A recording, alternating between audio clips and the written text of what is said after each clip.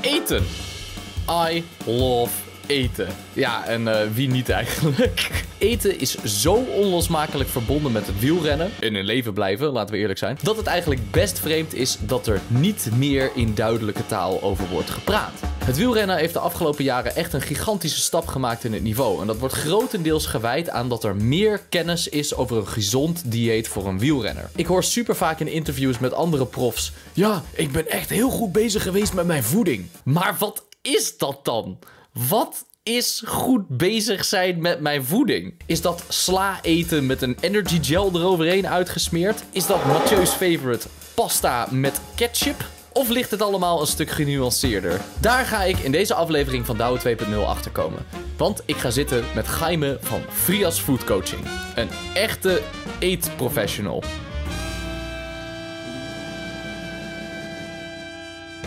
Maar eerst even reclame. Douwe hier live vanuit de natuur met groot nieuws. Ja, de nieuwe collectie van Velour is nu live. Kijk het, kijk het. Ik heb echt 0 biceps. De meest duurzame keuze die je kan maken op het gebied van fietskleding. En deze hele collectie staat nu in de pre-order. Moet je kijken, jongens, kijk. De patch. Het is een complete rebranding. Alles is nieuw. Gemaakt van meer gerecyclede materialen dan ooit tevoren. Ha, ha, ha. Hedendaagse kleuren. Hipper dan hip. De grijze fietsbroek. Het is trouwens echt 4 graden of zo en ik sta hier kort. Dames en heren, de pre-order staat nu online. Daar krijg je al 20% korting op als je nu bestelt voor de pre-order. Maar met de code DOUWE10, all caps, krijg je er nog eens 10% bij. Nou, we geven het praktisch weg. Serieus, wil jij je steentje bijdragen en op een duurzame manier werken aan een schonere sport? Dan is er maar 1 kledingmerk wat je kan kiezen, jongens. Laten we eerlijk wezen. Nieuwe collectie, nu online. Lees er alles over via de link in bio. Tom, is het trouwens Velour of Velour? Ik ben een Nederlander, dus ik zeg Velour. Even wat context. Wielrennen staat nog niet echt goed in de boeken als progressieve sport. En dat zie je ook in de manier hoe wij jarenlang zijn omgegaan met voeding. Over het algemeen was weinig eten de norm. Op en naast de fiets. Want naast de fiets weinig eten, daarvan werd je lichter. En van weinig eten op de fiets werd je lichaam geforceerd om meer vetten te verbranden. En daarvan word je, ja, je raadt het al, lichter. Met als gevolg een heel peloton vol met ongezonde bottenzakken. Nu is hier de laatste jaren heel veel verandering ingekomen. Mensen noemen het ook wel de High Carb Revolution. Je hoort het nu echt overal. Hoeveel gram koolhydraten eet jij per uur? Nou, ik minstens 90. Ja, echt iedereen is aan boord van de high carb hype train en ik ook. Maar voeding is meer dan alleen eten op de fiets. En van het hele gedeelte naast het fietsen kan ik nog wel het een en ander leren. Over het algemeen eet ik gewoon wat ik lekker vind en houd ik me niet heel erg bezig met een structuur van macro's. De juiste hoeveelheid eiwitten, koolhydraten, vetten. Ik doe maar wat. Laten we eerlijk zijn. Maar hoe langer ik dit profavontuur doe, begint het steeds meer te knagen. Kan ik niet veel beter herstellen en presteren als ik echt een stuk beter op mijn voeding ga letten? Laten we duidelijk zijn. Mijn doel is niet om af te vallen. Ik weeg 70 kilo, ik heb een heel gezond gewicht en ik ben daar blij mee, wil ik niks aan veranderen. Misschien wil ik zelfs een paar kilo aankomen. En ik vind die hele afvalcultuur in het wielrennen met allemaal al bonustaken, ik vind dat allemaal gigantisch ongezond. Dus wil jij een video kijken over afvallen door middel van fietsen? Kijk een andere video, niet deze. Wij gaan het hebben over beter presteren op de fiets door middel van de juiste voeding. Ik ben Jaime, ik ben 37 jaar, ik woon in Amsterdam en ik ben voedingsdeskundige en ik help mensen om beter te eten en ook gewoon gezonder te eten, maar zeker ook om te zorgen dat ze hun prestatie beter kunnen maken door voeding en de juiste voeding op de juiste momenten. Ja, ik ken jou alleen maar van het internet eigenlijk. Zo gaat het, hè? Ja, ik volg jou al een paar jaar op Instagram. Jij maakt hele mooie, confronterende reels soms. Soms wel. Over dat ik te weinig ontbijt over het algemeen. Ja. Hetgene waar ik het minste aandacht aan besteed over het algemeen is voeding. Nu er de laatste jaren steeds meer aandacht wordt besteed aan voeding. Eerst was dat ook echt gewoon minder aanwezig. Begon mijn motortje ook wel te tikken van... hey, ik kan hier ook gewoon gains uithalen. Je kan er beter van worden. Ja, en dat is denk ik de laatste jaren ook echt de trend geweest. Dus echt dat meer eten, ook op de fiets, maar ook zeker daaromheen, dat echt bewezen voordelen geeft in hoe je herstelt, hoe hoog je energie is in het laatste paar uur van de koers. Ja. Dat is gewoon echt heel belangrijk. Ja, ik ben heel erg bezig geweest om de afgelopen maand een beetje mijn voeding in kaart te brengen. Ik had een filosofie over... Ik denk dat ik te weinig eiwitten eet.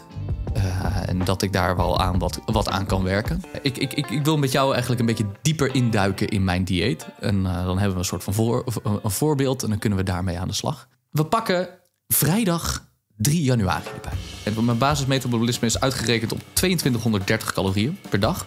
En daar heb ik dus 1510 calorieën gefietst. Ontbijt beste maaltijd van de dag. Hangt er vanaf wat je eet. 40 gram havermout met 250 milliliter halfvolle melk en rood fruit. Dat is mijn ontbijt. Oké. Daarna ben ik op de fiets gestapt. Ben je er niet afgevallen? Zeker niet. Oké. 1 jelletje gehad op de fiets. 1 bidon met Betafuel. Dus wel 80 gram koolhydraten erin. En een jelletje. Ik heb denk ik 1,5 uur gefietst. Daarna heb ik, toen ik eraf kwam, 2 boterhammen met hagelslag pindakaas gegeten. Lekker. Heerlijk. Ik zie dat ik een Twix heb gegeten. Oké. Ik zie dat ik een vanillebroodje heb gegeten. En de slagroomsoesjes. Hoppa. Ja, ik zie waar dit heen gaat. Maar ook omdat, meer eiwitten. Dus ik denk dat het eerste wat ik toen van de fiets afkwam was een scoopje proteïnepoeder. Nou, dat allemaal. En ik zie dat ik uiteindelijk heb gegeten met een vegetarische pizza die ik zelf heb gemaakt. Wat heb je 's avonds gegeten? Dat heb ik 's avonds gegeten als avondeten. En ik sluit elke dag af met een bak kwark. En wat heb je dan tussen je herstelmaaltijd en het avondeten gegeten? Die heerlijke ongezonde dingen dus. Ja, dit klinkt wel echt als weinig. Dit klinkt als weinig, ja. Het is gewoon weinig. Ja. Wat je dan vaak ziet is dat je de volgende dag aan het compenseren bent. Als je dit heel simpel even bekijkt. Wat kan er direct anders? Veel meer ontbijten. Veel meer ontbijten. Kijk, 40 gram havermout, dat staat op de verpakking van het pak. Ja, als 1 portie. Precies, maar dat is voor iemand die niet zo actief is. En daar moet jij jezelf totaal niet mee vergelijken. 40 gram havermout met wat melk en rood fruit is gezond, hè? Laat ik dat vooropstellen, maar het is te weinig. Dus hoeveel gram havermout zou ik moeten eten eigenlijk? Ja, ik denk wel 90 minimaal. 90. Maar je hebt eigenlijk in de ochtend toch helemaal niet zo heel veel zin om zo'n gigantische bak met havermout naar binnen te werken. Het is echt veel, hè? 90 gram. Kijk, dit is een trainingetje van 500 calorieën, dus dat zou 1500. Dus dat is 1,5 uur, 1 uur en 3 kwartier. Maar als ik een 4 uur duurtraining heb... Dan moet je nog meer eten. Tenminste, als jij gewoon beter wil herstellen en een consistenter eetpatroon wil hebben, met minder pieken en dalen, moet je op de zwaardere dagen veel meer eten. Dus op zo'n dag dat jij 1500 calorieën verbrandt, is misschien voor jouw gevoel een niet zo'n hele lange training. Nee. Het is wel iets. Het is 1500. En als je nu kijkt wat je de rest van de dag eet, is veel te weinig. Ja. En eigenlijk te weinig van alles. Dus te weinig koolhydraten, te weinig eiwitten. Ik hoor ook veel te weinig gezonde voedingsmiddelen. Ja, gezond. Ja, ik heb het voorbeeld natuurlijk van een ongezonde dag gepakt. Ja, precies. Maar je ontbijt is gewoon te klein in totale calorieën. In koolhydraten, ook in eiwitten. Mm-hmm. Dus je moet... Ja, die havermout moet je ophogen. Iets meer melk, nog een banaan erbij, heel makkelijk. Mm-hmm. En op die manier heb je dus een groter ontbijt... wat veel betere voorwaarden schept voor zo'n dag die komen gaat. Ja, dat zijn toch de marginal gains in het beter worden. Ja, en bijvoorbeeld... nog een dag. Ik ben er dus een beetje mee bezig gegaan. Maar je ziet bij mij bepaalde patronen zie je terugkomen. Ja. Dat is wel grappig. Gisteren heb ik 3 uur getraind. Maar ben ik opgestaan. Toen dacht ik, oké, we moeten even goed ontbijten. Dus ik heb dus die havermout met rood fruit. Wat ik eigenlijk altijd heet. Of yoghurt met muesli. Ja. En die boterham met pindakaas gegeten als ontbijt. Oké, ietsje meer. Ietsje meer. Daarna direct op de fiets gestapt. Een mooie 3 uur getraind. Kom ik wel om 2 uur terug. Dus dan heb je een soort van die lunch overgeslagen. Dus dat is een beetje ingewikkeld. Daarna heb ik 2 tosties gemaakt. Dus 4 boterhammen. 4 boterhammen. Met, ik moet wel meer eiwitten eten. Dus met wat kipfilet. Met een gebakken ei. En een beetje kaas. Genoeg eiwitten sowieso. Ja, genoeg eiwitten. Dat dacht ik ook. In die maaltijd. Ja. Zat. Daarna ben ik als avondeten heb ik een soort van stampot gegeten. Maar dat is wel omdat dan heb je die lunch heb je gehad. Dat is, volgens mij is dat bijna 1000 calorieën wat je naar binnen werkt. 4 boterhammen met een beetje kaas en kip. Nou, nog niet? 8. Ja, ongeveer 8. Oké, 8. En dat is op zich voor herstelmaaltijd is dat prima. Maar het hangt ook een beetje vanaf wat heb je op de fiets gegeten. Te weinig. Ja, en ontbijt ook wederom te weinig. Wederom te weinig? Zeker, veel te weinig. Jij moet gewoon naar die 80 gram havermout toe en gewoon jezelf daarin trainen. Ja. Dat gaat je heel veel opleveren. Ja, en dan zie je, op de fiets heb ik dus 1 snelle jelle gegeten. En een 50 gram aan koolhydraten aan sportvoeding. Dus bijna 100 gram in totaal. Ja, in totaal, in 3 uur. Dat is eigenlijk heel weinig. Ja, dat is inderdaad... Maar het was koud en we waren alleen maar aan het lullen op een laag niveau. Er komt een heel groot deel uit energievoorziening, komt ook uit koolhydraten. Ja. Natuurlijk, je overleeft het wel, 2 uur zonder voeding misschien. Ja. Maar het heeft heel veel impact in hoe je herstelt. En ook welke keuzes in voeding je daarna gaat maken. Je kan ook terugkomen met... we hebben niks in de koelkast zitten. Wat moet ik eten? Moet ik een rol koekjes? Huppatee. En dan blijf je altijd een soort van niet voldaan gevoel houden. Dus dan ga je nog meer snoepen, ga je nog meer snacken. Ja, ook omdat het zijn gewoon pure suikers. En je krijgt een piek en die zakt daarna weer. Mm-hmm. En je hebt al op de fiets weinig gegeten. Dus je bent eigenlijk een soort van... hoe zeg je dat? Een lege huls. Je bent alleen maar aan het vullen. Maar niet aan het voeden. Nee. En dat vult gewoon niet. En het is gewoon, dat is mega ongezond.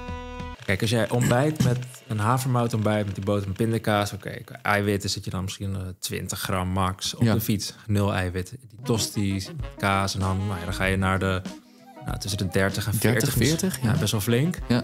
Nou ja, dan zit je zo op 60, laten we zeggen, in het gunstigste geval. Ja. Eet je nog iets tussen avondeten en de lunch misschien. Nou, dan ga je avondeten, dan komen er wel... Stampot. Precies. Met rode kool. Dus aardappelen zitten redelijk wat eiwitten.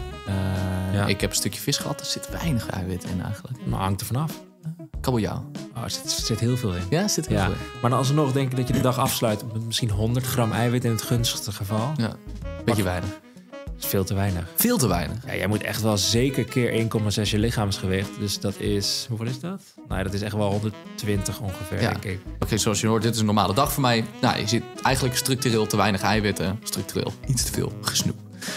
Nou, dat wou ik dan vergroten. En het makkelijkste is door dat gewoon wat meer vlees te eten. Er zijn zoveel andere eiwitrijke bronnen behalve vlees. Je kan het ook zonder vis. Als je gewoon wat eieren eet, kaas eet, pulvruchten, af en toe een vleesvervanger, dan haal je het makkelijk. Maar je moet gewoon beginnen bij het ontbijt. Het moet groter. Als je dat groter maakt, kan je die wel misschien naar de 30 gram eiwit toebrengen. Ja. Kom je thuis, neem je een bakje kwark met een banaan. Nou, dan heb je gewoon de eerste... Ook al 30, 20? Ja, ook ongeveer 25 gram eiwitten. En een banaantje voor de koolhydraten. Ga daarna douchen. Daarna eet een goede, volwaardige maaltijd met nog eens 25 gram eiwit. En dan gaat het hard. Ja. En dan heb je nog misschien een snackje tussendoor. Avondmaaltijd en misschien nog iets na het avondeten. Ja. En je moet heel kritisch kijken naar de hoofdmaaltijden. Zit daar genoeg eiwit in? Mm-hmm. Dus als jullie een vegetarische stampot maken, dan moet er dus in plaats van die rookworst, moet er echt wel een vervanger naast die aardappelen zitten. Want flink bord aardappelpuree of stampot 10 gram misschien. Ja, vet. Dit is zo van eye-opener voor mij. Oké, wat ik dus niet doe is, je komt terug van een training. Een wat langere training. Ja, ik train sowieso 2 keer per week wel 4 uur of zo. Ja. Dan kom je terug en ik ga dan eigenlijk direct lunch maken. Maar wat jij eigenlijk zegt, je moet eigenlijk eerst een herstelmaaltijd eten. Ja, een klein herstelsnack met wat koolhydraten en eiwitten die gewoon makkelijk opneembaar zijn. Met iets van kwark of iets van een proteïne shake. Dat is gewoon het makkelijkst. Mm-hmm. Ga even douchen, ga even chillen. Heb je je herstel al bespoedigd. Ja. En daarna maak je gewoon even een grote pasta salade. Als je tijd hebt om te koken. Of een paar boterhammen met nog een stuk fruit ernaast. Eiwitten, dat is voor mij mijn grote les deel 1. Zo meer eiwitten eten. Dat is een leuk iets. En dat heb ik ook al een beetje mee geëxperimenteerd deze maand. En ik merkte oké, nu zit ik er echt goed op. Ik merk het direct in mijn training. Ja? Dat zie ik veel sneller herstel. Dat is geweldig. Ja, vond ik ook wel echt een leuke openbaar. Dus in combinatie met ook niet drinken, is zo van meer eiwitten eten.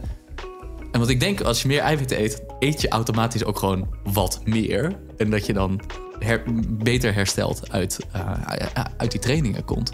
Wij gaan zo meteen ook een soort van herstellunch maken. Wat gaan we doen? We gaan een lunch maken die perfect past als maaltijd na een 4 uur fietsrit. Kijk, we hebben nu een podcast gemaakt. Hè? Dat is ook wel een soort van duur inspanning uiteindelijk. Ja, precies. Dus die moeten we ook goed fuelen. En ik ga dus laten zien hoe je een maaltijd maakt waar in ieder geval 30 gram eiwit in zit. Mm-hmm. Maar waarbij we ook gaan werken met verschillende soorten koolhydraten. En die ook nog eens heel gezond is. En die gewoon eigenlijk zorgt dat je voorraden perfect aanvult. Wat gaan we maken? We gaan maken wraps met ei, edamameboontjes, zongedroogde tomaatjes. Dus een lekkere smeuige wrap met genoeg eiwitten ten eerste. En daarnaast ook een hele simpele rijstsalade. Om gewoon te laten zien van, ja, je kan 2 bronnen combineren en zo toch wat meer koolhydraten binnenkrijgen. Ja, heel simpel, maar wel gewoon voedzaam en lekker. We hebben 4 uur gefietst. Ik heb 4 uur gereisd. We komen terug. Uiteindelijk willen we gewoon zo snel mogelijk eten, denk ik. Ja. En daarvoor is dit recept eigenlijk... Als je de rijst vooraf kookt. Die heb ik nu alvast gekookt. Ja, die heb jij vooraf gekookt. Maar als je dit ook vooraf al kookt. Je moet gewoon zorgen, zeker als duursporter, dat je...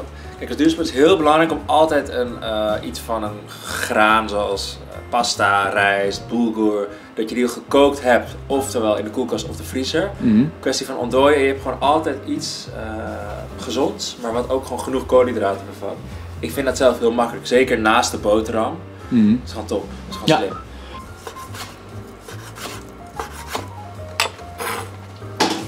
Ik kan me ook nog wel herinneren dat voordat ik de Trakka ging fietsen. Ik fietste natuurlijk in die ploeg met de Greg van Avermaat en Petter Vakoc. Ja.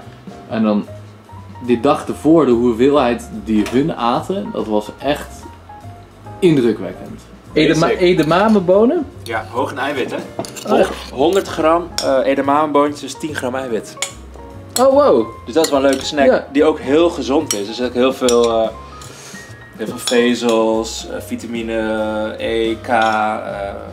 Het is gewoon een mega gezond product. Nou, hoe lang zijn we bezig? Nog geen 10 minuten. 10 minuutjes ongeveer. En het wordt een koningslunch. Kijk, dit is zuivelspread en dat is ook echt een heel puur product. Hè? Ik heb toevallig light, maar eigenlijk moest dit normale zijn. Melk, een beetje stremsel en een beetje zout. Ik vind dat een hele chille spread altijd dit. Ja, hij is wel een beetje saai dit, maar het is gewoon... Ja, maar dit is toch functioneel? Dit is goed om te maken. Het is functioneel. Weer die real life dingen, hè? Dus dingen die makkelijk te maken zijn. Gewoon, die zijn soms ook gewoon niet heel culinair, maar gewoon simpel.